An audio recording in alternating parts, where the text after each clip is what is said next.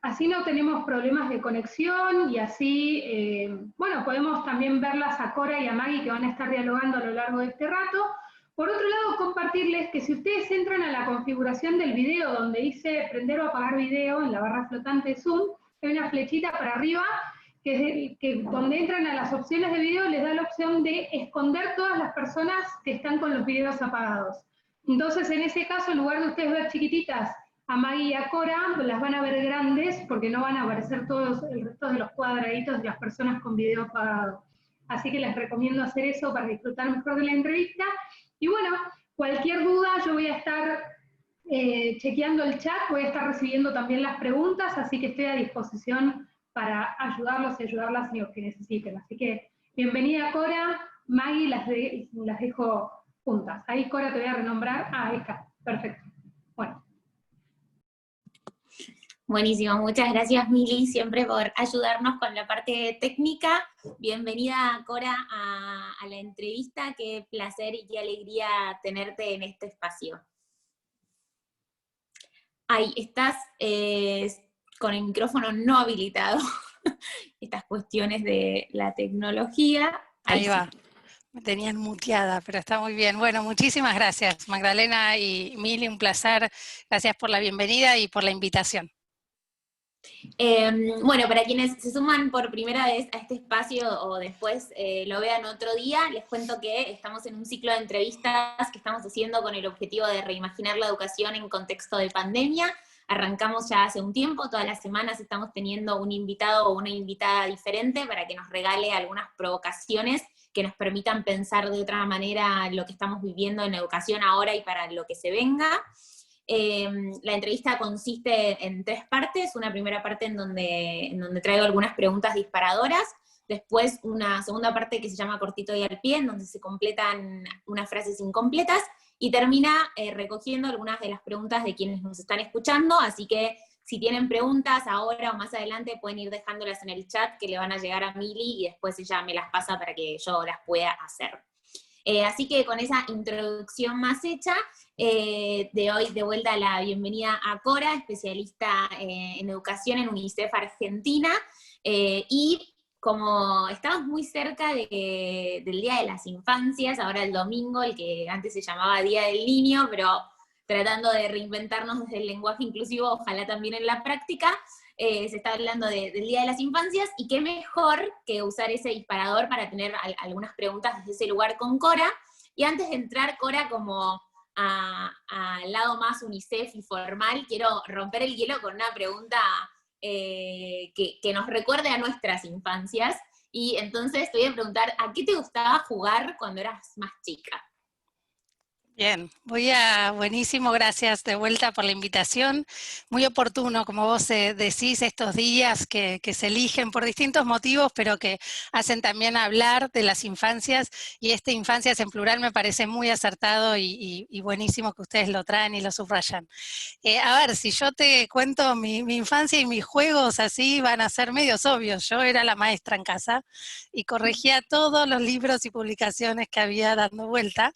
De más grande encontré libros corregidos por mí, libros de cualquier cosa donde yo corregía y tomaba apuntes, así que nada, me gustaban mucho los juegos de roles, de situaciones, ¿no? Es muy común en los más chicos recrear, reinventar sobre lo que observan y tomar roles, probar, experimentar, que se siente ser tal cosa, ¿no? Y entonces creo que todos tenemos en nuestro recuerdo algunos juegos, algunas identificaciones, ¿no?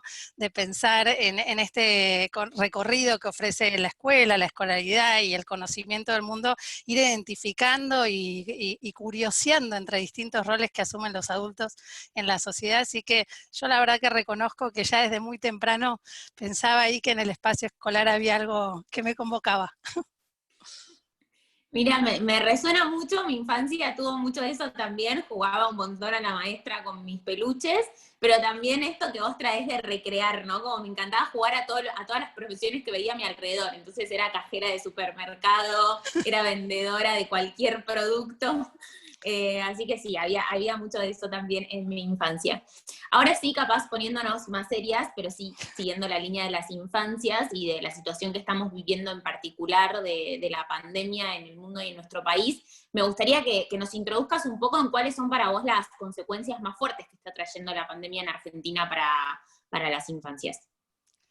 Bueno, buenísimo. La verdad que es un tema que está en los medios, que está en todas las conversaciones, un poco, bueno, por la situación inédita, excepcional que estamos atravesando, que nos ha tocado afrontar a todos los sectores, a todas las familias, a todos los hogares, en nuestros trabajos y también en nuestra cotidianidad, en el mundo privado, ¿no? Que ha también impactado fuertemente.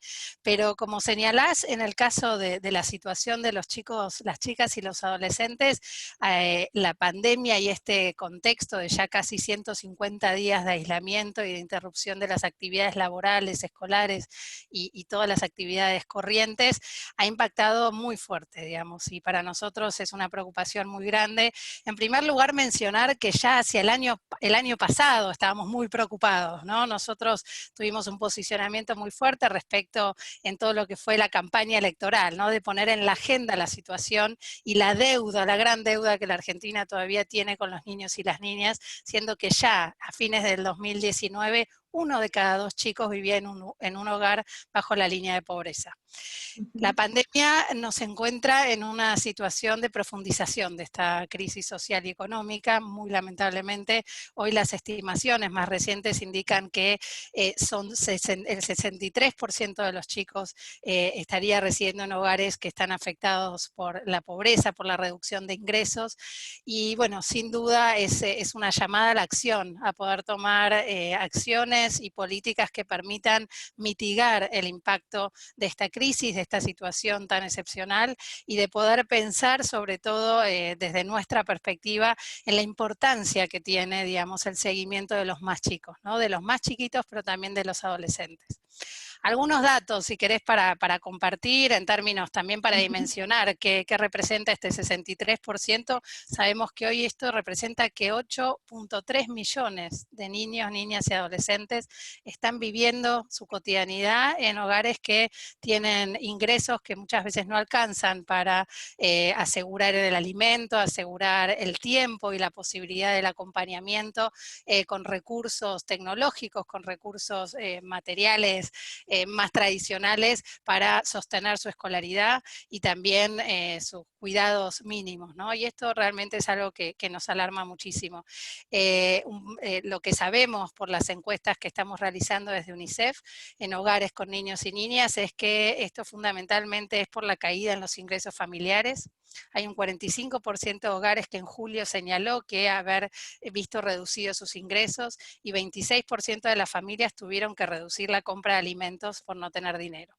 Empiezo a poner algunos datos porque me parece que es importante dimensionar la problemática y hay un impacto específico también en los chicos y déjame hacer referencia quizás al impacto emocional, ¿no? Mucho se dijo de qué pasa con los chicos, especialmente los más chiquitos, los menores de 6 años, con tanto tiempo de aislamiento, ¿no?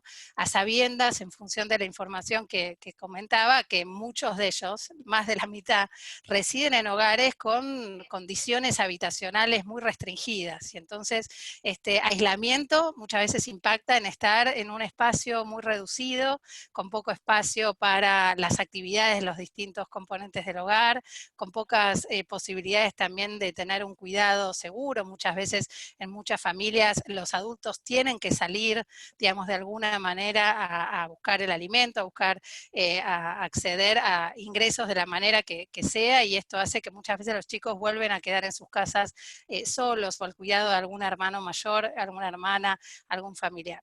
Y esto impacta, y lo vemos también en las encuestas que se están realizando, cuando vemos que entre los menores de 6 años casi la mitad sufrió ya alteraciones en las comidas desde que comenzó el aislamiento. También hay un impacto fuerte en las alteraciones en el sueño, ¿no? Actividades básicas y muy primarias y fundamentales para el desarrollo cognitivo, social, para el bienestar de los más chiquitos. Y un 16% incluso de la familia señaló que los chicos están presentando problemas de comunicación. Entonces ahí aparecen algunas alarmas, algunas situaciones que seguramente hay que atender, tanto en las casas como también en los educadores, ¿no? En las escuelas, los docentes que están comunicándose con las familias. Sabemos que ahí hay una pregunta adicional que hay que hacer sobre el bienestar, sobre cuál es la situación de los chicos, cómo están pasando este momento y cómo hacer llegar una palabra y cómo promover un vínculo que ponga y subraye lo afectivo, ¿no? Que en este momento es tan importante para asegurar la salud, no solo física, sino la salud mental, ¿no? El bienestar general que una situación de las características que estamos viviendo interpela fuertemente, ¿no? A los más grandes, por supuesto, a los adultos y también a los más chiquitos. Quizás hacer también un punto, y si me permitís, sobre los adolescentes, porque también en este otro grupo de edad se evidencia en este contexto un impacto significativo. Más del 40% señaló haber tenido pensamientos negativos vinculados a la angustia, a la preocupación, a la depresión. Hay un incremento en el porcentaje de adolescentes. A ellos se les preguntó, a ellos respondieron los y las chicas de 13 a 17 años y señalaron, y vemos que hay un incremento entre abril y julio respecto a estos sentimientos, y también es muy importante atenderlos, ¿no? Muchas veces los adolescentes se encierran, están en sus cuartos, ya estaban frente a las pantallas y en redes intensamente, pero sabemos que muchas veces la están pasando muy mal, y es importante abrir esa puerta, hacer el esfuerzo, tratar de conectar, abrir conversaciones en torno a con quién te comunicaste hoy, qué viste en las pantallas, qué encontraste en internet, abrir canales de diálogo y poder también acompañar este momento que para ellos aparte los interpela en un momento de su vida muy particular, ¿no? Muchas veces signado por el afuera de la casa, por el encuentro con sus pares, por el encuentro con otros adultos y otros chicos y chicas, y el aislamiento sin duda es algo muy, muy disruptivo también, ¿no? En su desarrollo. Sí, totalmente, como, bueno, primero gracias por darnos ese panorama, quizás con datos y con un poco más de carne en que podamos dimensionar lo que está sucediendo en Argentina. Y después también qué importante como esto que traes de escuchar las voces de los y las chicas y los chicos, porque a veces eso se nos pierde, ¿no? Como que no hay tantas herramientas que puedan visibilizar lo que ellos tienen para decir, y es súper importante que los podamos escuchar en lo micro de nuestra casa, como hacernos ese espacio para preguntar, pero también seguir buscando herramientas que nos permitan visibilizar eso como de manera conjunta. Y lo que traes de los adolescentes me interesa un montón, y seguro más adelante te pregunto, pero voy a seguir con el mundo de infancia primero.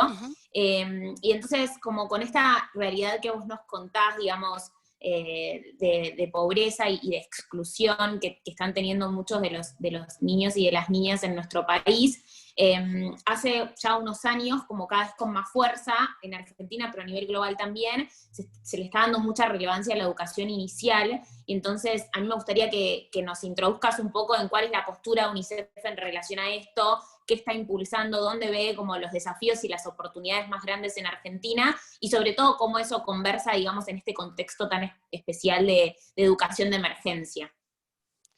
Bien, bueno, traes uno de los temas que son eje del trabajo de UNICEF en nuestro país y en el mundo. Es parte de nuestro mandato, somos la agencia de Naciones Unidas que tiene la responsabilidad de bregar por los derechos del niño, por la convención que el año pasado cumplió 30 años.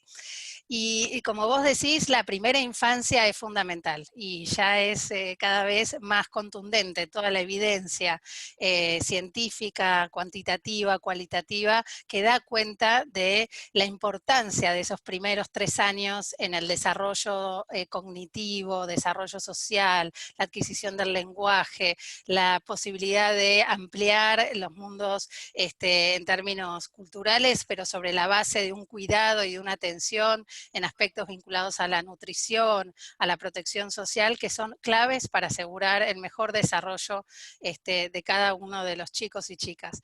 Y esto atravesado complicado como es en nuestro país por grandes desigualdades sociales, económicas y déjame sumar territoriales, hace que nuestra agenda esté muy centrada en poder desde las distintas áreas de UNICEF poder abogar por una política integral para la primera infancia. Y eso me gustaría subrayarlo porque es parte de la agenda que la organización a nivel mundial, regional y también a nivel local venimos abogando fuertemente en un trabajo que ya, digamos, tiene muchos años de avance, de experiencias. Ha habido avances significativos en los últimos años, sobre todo a finales del año pasado con el establecimiento de la Estrategia Nacional para la Primera Infancia, pero por supuesto requiere del sostenimiento de políticas, del diseño y de mayor articulación entre los distintos sectores que trabajan con los más chiquitos, ¿no? Y esto aquí sí nos referimos por supuesto al sector educativo, pero también fuertemente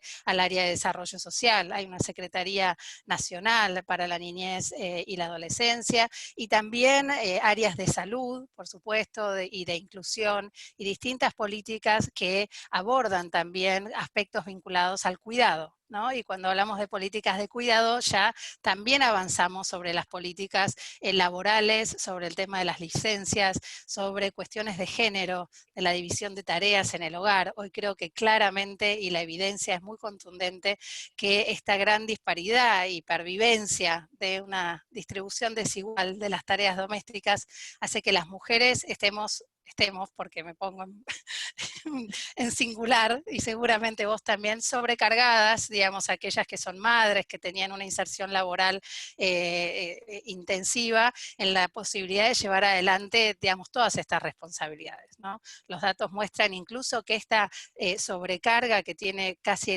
más del 60% de las mujeres se vio intensificado entre abril y julio, en el que hicimos estas distintas mediciones sobre la situación de los hogares, y es un tema que quiero poner en la mesa porque habla también de esta mirada más integral y multidimensional que tenemos que tener cuando hablamos de la primera infancia.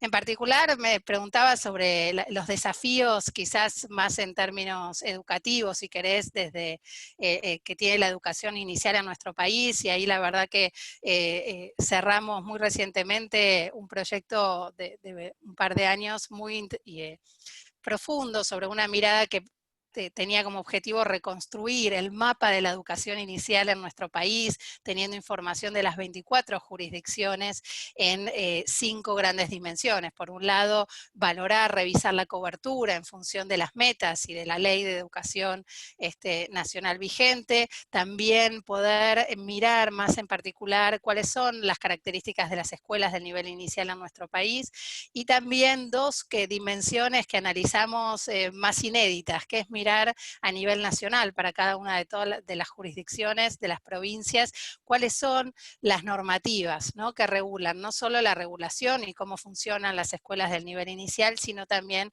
los aspectos curriculares, ¿no?, cuáles son esos marcos curriculares de contenidos que se trabajan a lo largo del ciclo de nivel inicial. Sabes que es una unidad pedagógica, según lo plantea la ley, que va desde la franja de 45 días a 5 años, pero en la Argentina es obligatoria la sala de 5, hace ya 27 años, y la sala de 4 hace 5 años.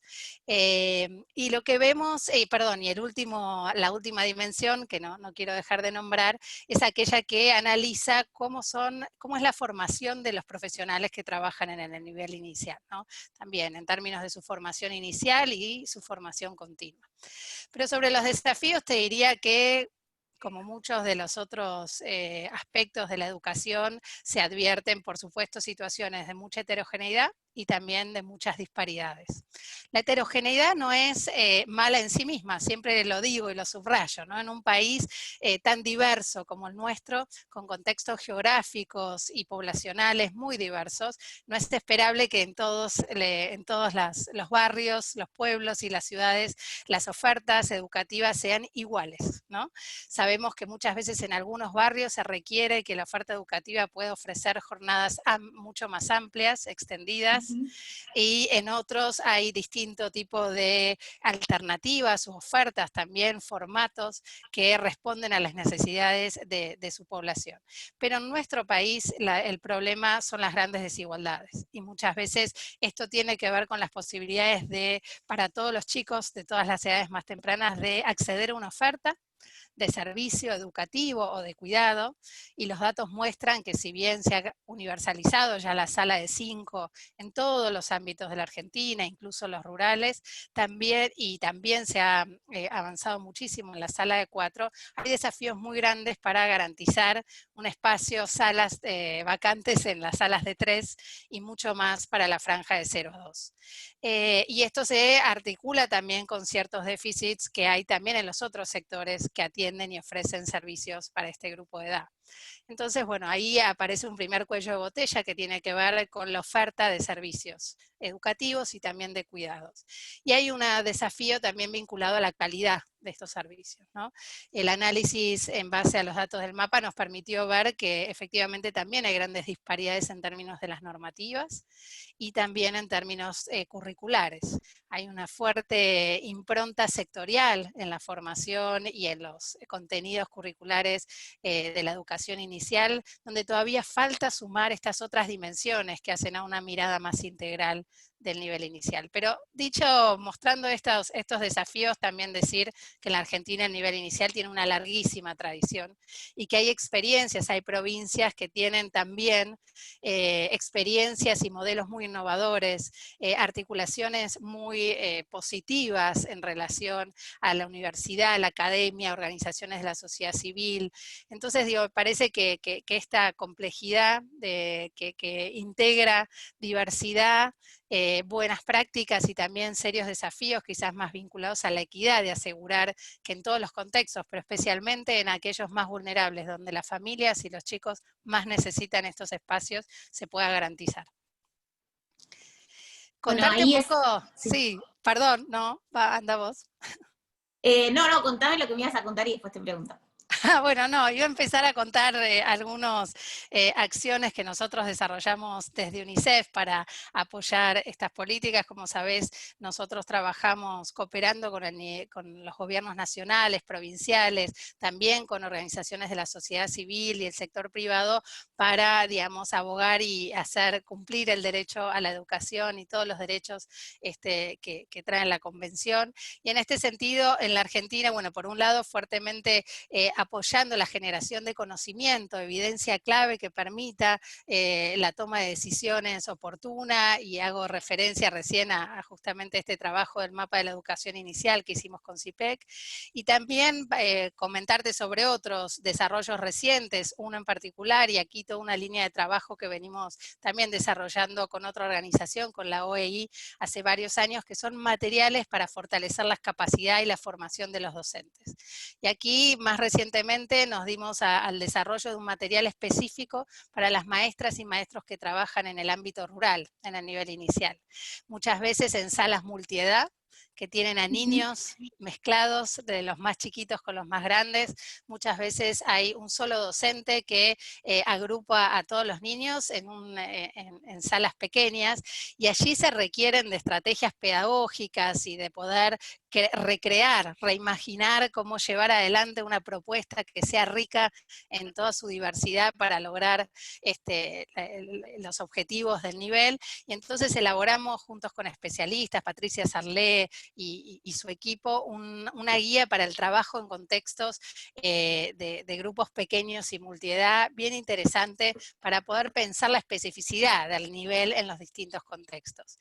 Y también están y se actualizaron las guías que ya tienen varios años y que han sido ampliamente utilizadas sobre guías para docentes sobre alfabetización temprana, y también hay una serie de guías para la formación de los docentes en juegos, ¿no? De pensar en la riqueza del juego como herramienta clave de este nivel para el trabajo con los más chiquitos, para poder desplegar un conjunto de aprendizajes y experiencias que les permitan a los chicos ir desarrollándose en las distintas áreas de desarrollo que requieren.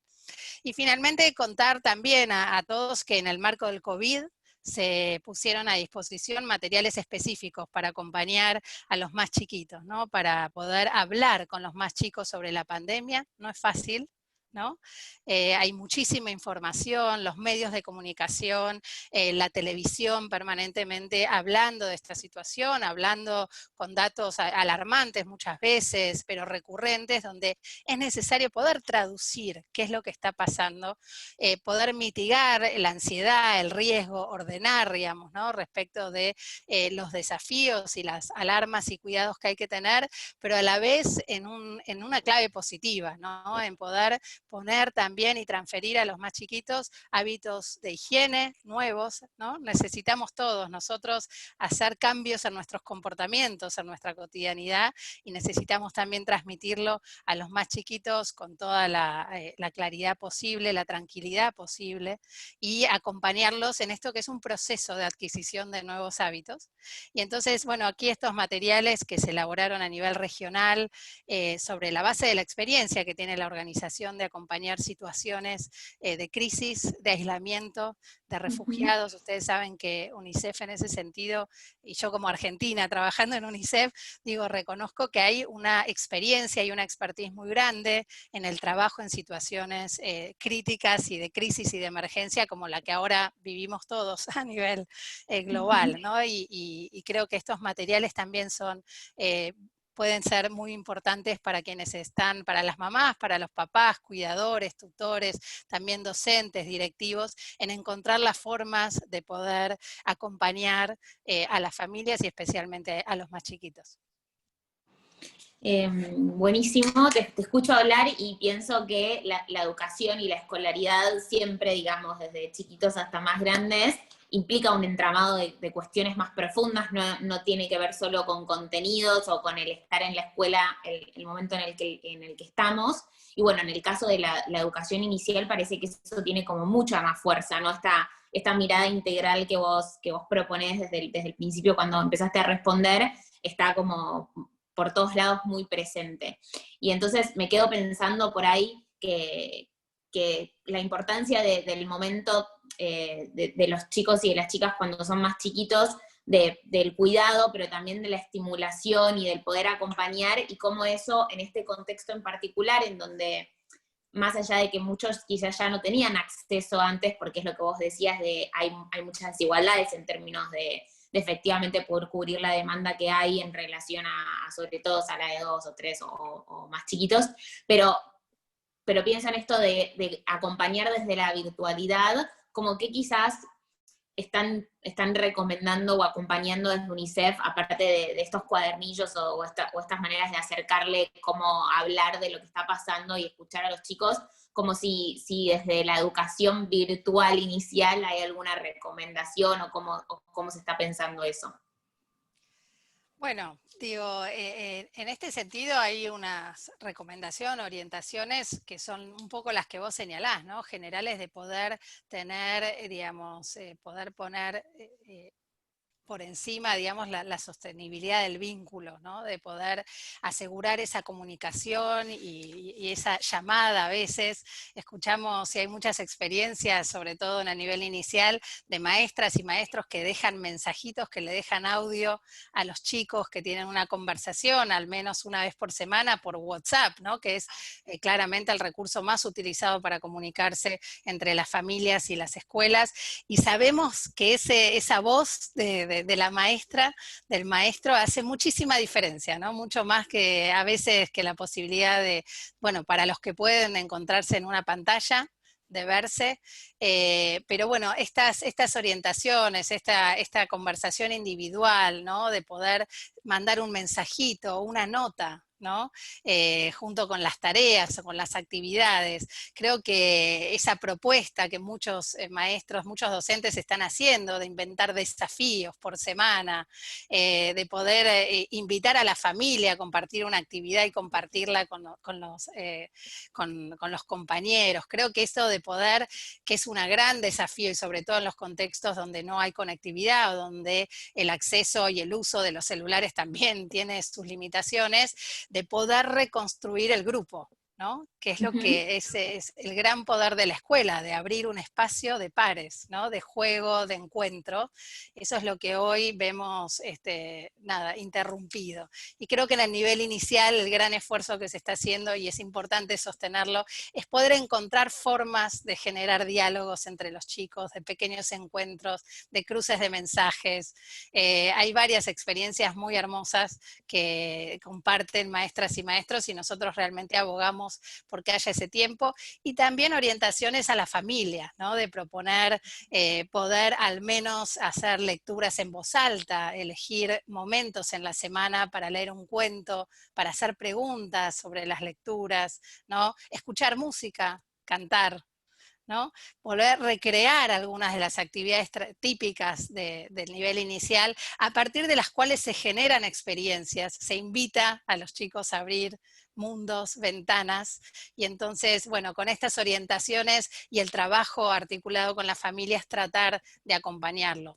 Es complejo porque hay muchas familias que no están en las mismas situaciones o que tienen realmente desafíos muy grandes, pero quizás por eso digo, pensar en ese mix o estrategias diversificadas, haciendo una mirada específica en función de las características de la familia, ¿no? ¿Qué le podemos pedir a la familia? ¿Cuál es el mejor tiempo, ¿no? Quizás una conversación con la mamá, el papá o el cuidador para entender cuál es la situación familiar y cómo llegar de la mejor manera a esos chicos y chicas. Buenísimo, me voy a hacer un breve resumen de hasta ahora. Entonces, como vinimos hablando, un pantallazo muy general de números en Argentina, después pasamos a hablar un poco más de educación inicial y de las infancias y ese entramado que hay detrás, digamos, como de una mirada integral de cómo acompañar ese momento de la vida de los seres humanos. Y terminamos ahora sí capaz en cosas más específicas de, bueno, qué hacemos en nuestra casa o cómo interactuamos en la distancia entre maestras y maestros y chicos y chicas. Sí, cerrando entonces como esta parte de las infancias, y quizás ahí agrego a adolescencias también, porque lo tocamos un poco al principio, ¿qué te gustaría invitarnos como sociedad argentina, también como un poco con la excusa de este día que se nos viene, a pensar o a accionar o a tener presente o a visibilizar? Como qué es lo que te gustaría regalarnos en relación a eso? A ver, buenísimo, digo, también acá en casa pensando cómo abordar el fin de semana, y creo que para las mamás, papás, cuidadores, abuelos que les toque estar con los más chiquitos, creo que sería muy bueno que se propongan este domingo tomar un rato, pensarlo, planificar, elegir un cuento para compartir con los más chiquitos, el que les guste más, incluso a los grandes, para poder realmente hacer una experiencia de compartir un tiempo de calidad, leerlo en voz alta, leerlo despacio.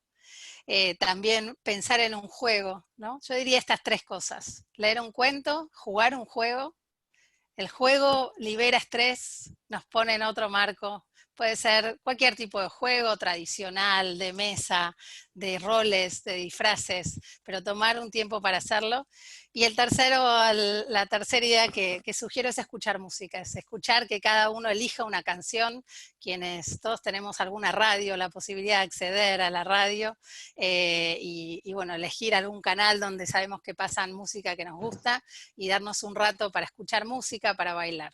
Eso pensando en qué hacer con los chicos y las chicas.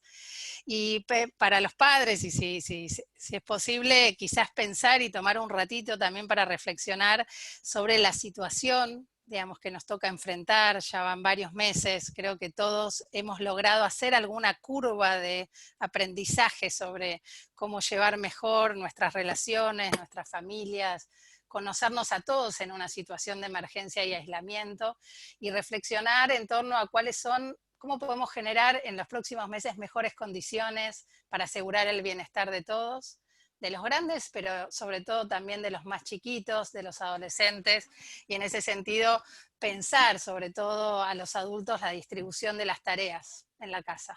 Como te decía, los datos muestran que hay una sobrecarga enorme sobre las mujeres, y creemos realmente que es un momento para reflexionar sobre estas cuestiones, Digo, porque eso también repercute muchas veces en la disponibilidad que tenemos todos para estar, para escuchar a los más chicos, para acompañar tareas, ¿no? Que es una actividad, por supuesto, que nadie realizaba con este nivel de intensidad. Entonces creo que ahí subrayo esto de poder reflexionar en torno a cómo en cada casa se están distribuyendo las tareas y cómo hacerlo de mejor manera para que todos tengan más energía para acompañar.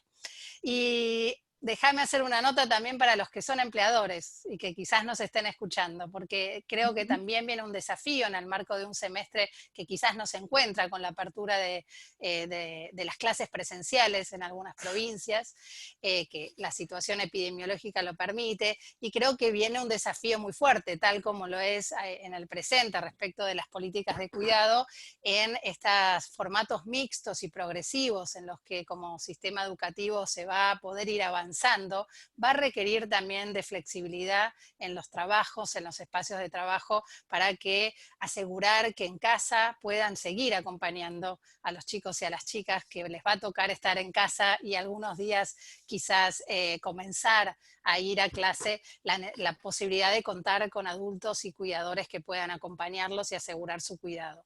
Y entonces esta nota para quienes tienen gente a cargo, de poder también pensar en el otro, cuál es su situación familiar, poder conversar sobre los arreglos necesarios, poniendo por sobre todo la prioridad y el interés superior de los niños, niñas y adolescentes.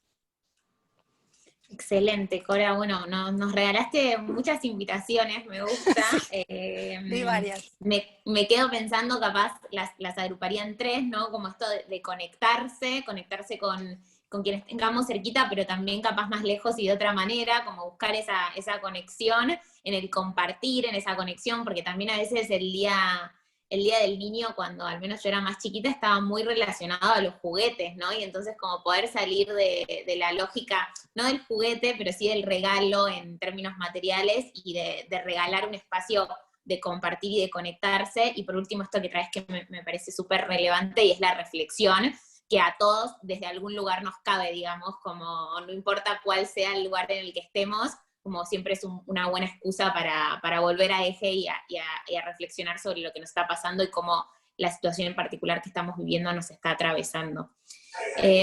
Así que, si te parece, voy a frenar con el tema infancias y voy a pasar a una última pregunta más general, y ya después sí, como a las otras partes de la entrevista que te conté para respetar los tiempos.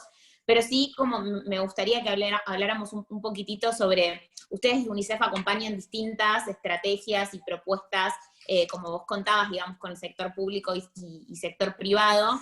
En particular, en este momento, ustedes están acompañando o acompañan dos iniciativas muy grandes con el Ministerio de Educación Nacional en respuesta, digamos, a la situación de educación de emergencia que estamos viviendo. Una fue la de los cuadernillos, que fue una estrategia muy grande para poder tratar de llegar a todos, porque, como veníamos diciendo al principio, no todos tienen la posibilidad de llegar, si no es como cuando les llega papel a sus casas. Y después, por otro lado, hicieron un operativo de evaluación para entender un poco más el diagnóstico de qué estaba sucediendo, que como entender un poco más con números lo que por ahí estábamos escuchando o se traía en historias. Y entonces me gustaría que nos cuentes a partir de esto, como cuáles son tus reflexiones más grandes de estos dos procesos que estuvieron acompañando desde UNICEF, y qué crees que es lo que se viene a partir de estas dos cosas. Buenísimo. Bueno, sí, gracias por la pregunta. La verdad que también me sumo a completarla. Nosotros desde UNICEF, desde las distintas áreas, al inicio de la pandemia dimos vuelta a nuestros planes de trabajo para poder acompañar el plan de respuesta de la Argentina y de todas las provincias en relación al impacto secundario de la pandemia, ¿no? Sobre los chicos y las chicas. Y fundamentalmente, tanto en las áreas de salud, de protección social, de inclusión, como de educación. En educación, como vos señalás, nos pusimos a disposición de las autoridades nacionales y provinciales para poder acompañar en un contexto de grandes desigualdades que nosotros veníamos siguiendo y trabajando, ¿no? Y en ese sentido, a sabiendas de que hay millones de niños y niñas que viven en hogares sin conectividad, sin acceso a recursos tecnológicos. Quisimos acompañar estas estrategias que el gobierno nacional impulsó, una estrategia diversificada para poder asegurar que los chicos y chicas de los contextos más vulnerables y alejados tuvieran la posibilidad de sostener su escolaridad a lo largo de los meses. En ese momento no se sabía, digamos, de la extensión de esta situación, pero claramente sí sabemos de que contextos de alta desigualdad requieren de estrategias diversificadas.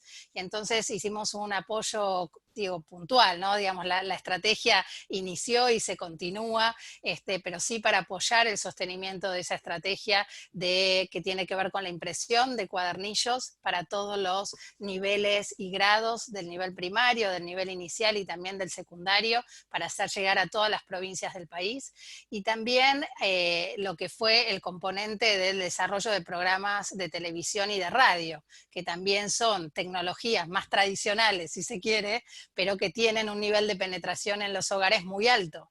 Y entonces que permite también hacer llegar a las casas a través de la televisión contenidos educativos, docentes, abordando temáticas que son parte de la currícula, de los núcleos de aprendizaje prioritarios que tiene la Argentina en cada uno de los niveles.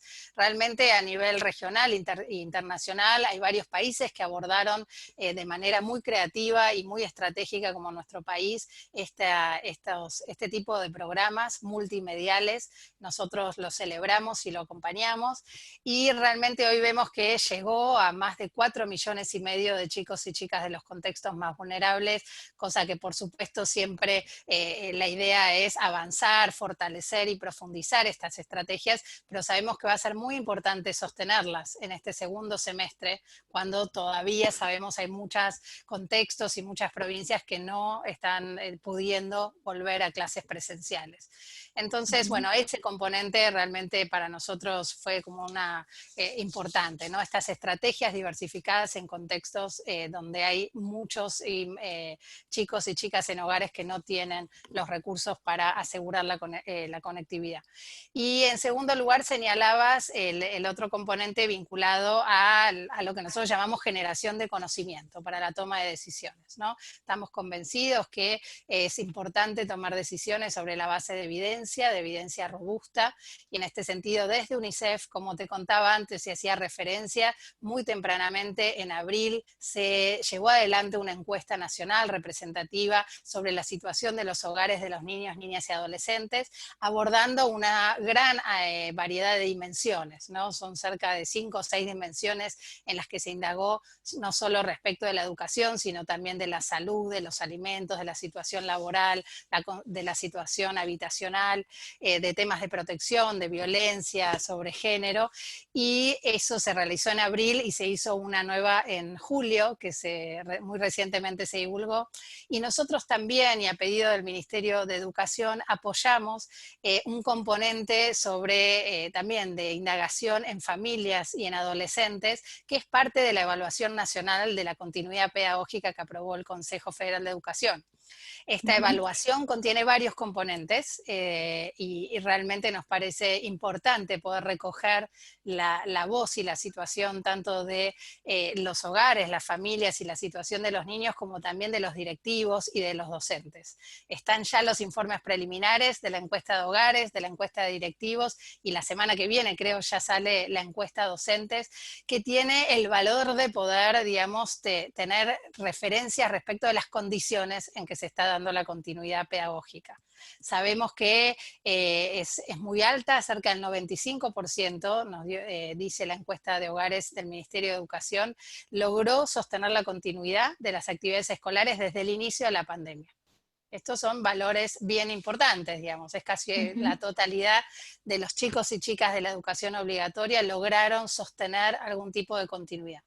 Pero sabemos, y porque esta encuesta fue mucho más en profundidad sobre las prácticas escolares, sobre qué tipo de actividades están haciendo, la frecuencia del contacto con los docentes, el tipo de contacto, que la intensidad y el tipo de continuidad es dispar.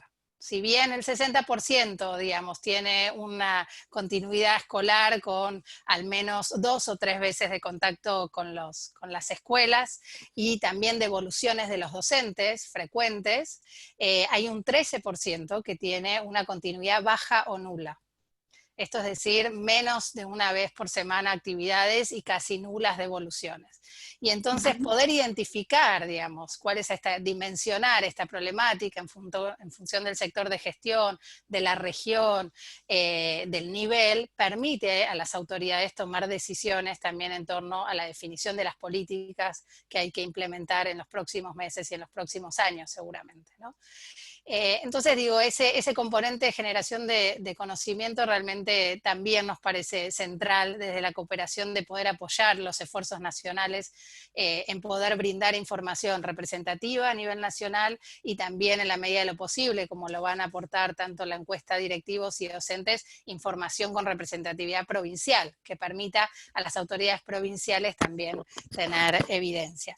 Y te sumo un componente más, que es parte de la cooperación con los que nosotros desde el inicio estamos apoyando al Ministerio de Educación Nacional, y es el de promover diálogos a nivel regional e internacional, con los pares, con otros ministerios, y para eso se realizó en 2 reuniones, una primera en marzo, que trató los temas de la respuesta a la pandemia del sector educativo, y se reunieron 8 países de la región, las autoridades, reuniones que se dieron entre ministros, para pensar y compartir cuáles eran las propuestas, las estrategias que se iban a poner en marcha, y una segunda reunión en mayo, donde se abordaron temáticas vinculadas a la vuelta a clase, a cómo pensar la vuelta a clase eventual en función de cada uno de los contextos y situaciones.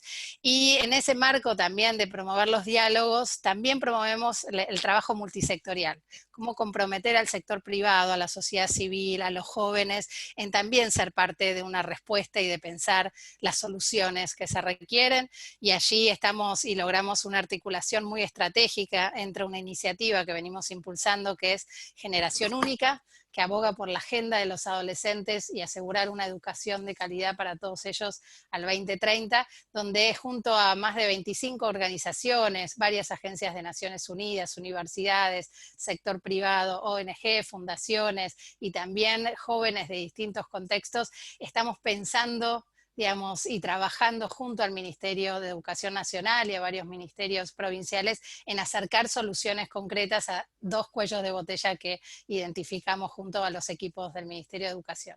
Así que ahí también hay un trabajo fuerte que se está llevando a cabo, quizás más invisible, pero que también nos parece muy importante, ¿no? Sumar a los distintos actores, generar una alianza, ¿no? Alianzas estratégicas que permitan abogar por el derecho a la educación, que es un derecho fundamental para la vida de los chicos. Y si me dejas agregar 2 cosas más, una, el trabajo que estamos también haciendo con las provincias. Nosotros trabajamos con 6 provincias del norte de nuestro país, donde hay una fuerte concentración de alta vulnerabilidad social en distintos proyectos, y también allí recompusimos las acciones previstas para un año diferente, en la posibilidad de acompañarlos con la implementación de distintas estrategias tendientes a asegurar la continuidad escolar, ¿no? Y en este caso algunas desarrollaron programas de radio, otras hicieron sus propios materiales impresos para hacer llegar, sobre todo en el ámbito rural. También reconfiguramos y reimaginamos estrategias innovadoras de transformación de la escuela que estamos llevando adelante en un programa Planea, a poder hacer también cuadernillos específicos para que sostengan esas nuevas prácticas y trabajo diferente en la escuela secundaria, trabajo que está orientado al trabajo por proyectos, a la resolución de problemas, a la alfabetización digital. Así que todos, digamos, trabajando en el marco de poder sostener la escolaridad y asegurar que los chicos y chicas más vulnerables no queden atrás. Y lo último, y una invitación tanto a chicos como a grandes, es 2 materiales que generamos en UNICEF que nos parecen también valiosos para poner a disposición. Todo lo que estoy contando está en la página web.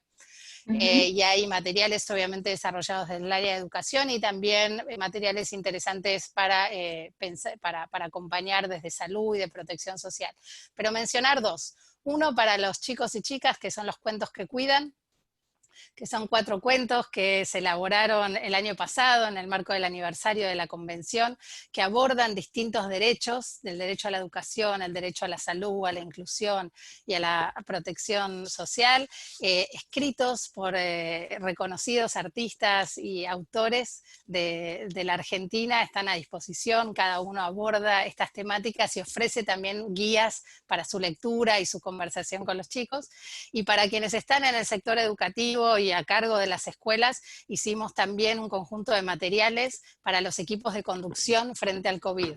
Este es un rol hoy muy complejo, el de poder acompañar a equipos institucionales, a las familias y a los chicos, y entonces nos dimos a la posibilidad de desarrollar una serie de cartillas de 6 módulos, cartillas escritas que están en versión digital, podcast y microvideos desarrollados por 7 especialistas muy reconocidas también del sector educativo: Teresa Lugo, Valeria Kelly, Mariana Mayo, Rebeca Nijovic, Karina Kaplan, Claudia Castro y Lila Pinto, que nos ayudan a pensar a los directivos en cómo abordar los distintos nudos críticos que tienen que ver con la planificación, con reinventar y reimaginar el contacto con los docentes, la comunicación con las familias, la contención emocional, y prepararse para la vuelta a clases con nuevas prácticas de enseñanza y otras formas de abordar la cotidianidad de la escuela. Así que esa es una invitación, están en la página, invitados todos a poder acceder a esos materiales. Y nada, el trabajo que hacemos cambió totalmente de lo planificado, pero realmente creemos que está siendo significativo también para asegurar en términos de abogacía, con evidencia, y también promoviendo estrategias que logren reducir o mitigar el impacto y la profundización de las brechas de nuestro país. Bueno, ahí hay mucho entonces para ir a buscar en la página, y esto de los cuentos me lleva de vuelta al domingo, y entonces el domingo capaz uno de los cuentos para leer puede ser uno de esos, podría ser un lindo ejercicio. Bueno, ahora paso sí a la parte de cortito y al pie de completar las frases incompletas. La primera frase, Cora, dice lo siguiente, y es: mi mayor aprendizaje de este contexto es... Mi mayor aprendizaje de este contexto es que estamos aprendiendo un montón de otras cosas, de que este tiempo especial nos permitió mirar la importancia de desarrollar un montón de otras habilidades, que muchas veces las damos por, de las que no hablamos demasiado, ¿no? La capacidad de tener autonomía, de poder abordar y volver al eje muchas veces, de poder trabajar con otros en distintos contextos, de poder encontrar otras formas de comunicarnos y otras formas de trabajar, de acompañar y de cuidar, ¿no? Me parece que en serio, no sé, lo digo a nivel personal, pero creo que también a nivel laboral tuvimos que todos aprender otras formas, cambiar comportamientos, poder también asegurar cuestiones de higiene, de cuidados, ¿no? De propios y con los otros, importantísimos para realmente entre todos poder enfrentar esta situación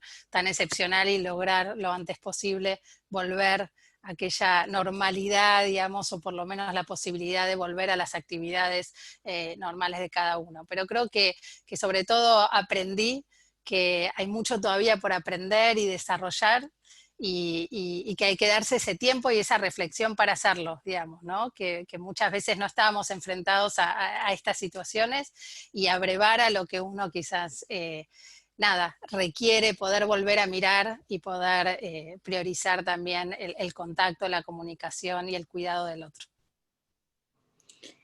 La segunda dice: en este tiempo de cuarentena agradezco. En este tiempo de cuarentena agradezco estar bien, digamos, y haber podido abordar los desafíos con salud, y que mi familia esté bien. Agradezco haber tenido un trabajo a partir del cual poder colaborar y de realmente sentir que contribuimos en decisiones y en la posibilidad de pensar las mejores estrategias para ayudar a otros. Y agradezco esa posibilidad. La verdad que muchas veces de vuelta, cuando uno ve y se cristalizan tantas disparidades, es volver a agradecer el lugar y las condiciones que quienes nos cuidaron nos dieron, que nos dan las posibilidades hoy de cuidar a otros y de poder ayudar a otros a que todos tengan las mismas oportunidades para desarrollarse. La tercera, si tuviera que elegir una palabra que me deja el COVID-19 es... Yo creo que te tomo la palabra tuya, aprendizajes. Yo creo que el COVID nos va a dejar muchos aprendizajes, que irán decantando, ¿no? Uno puede visibilizar ahora algunos de ellos y seguramente en el tiempo nos vayamos dando cuenta de otros, pero creo sobre todo es aprendizajes del mundo en el que vivimos, de lo conectados que estamos, de la importancia de vivir en una sociedad en lo común, ¿no? ¿Qué tenemos de común entre todos? Y creo que el mundo en el que entramos va a haber más de estas situaciones y las posibilidades del desarrollo tecnológico nos permite tener otro nivel de entendimiento de la complejidad de las sociedades y del mundo, así que yo subrayo la palabra aprendizajes. Y la última frase dice, lo que tiene que estar presente cuando reimaginamos la educación es...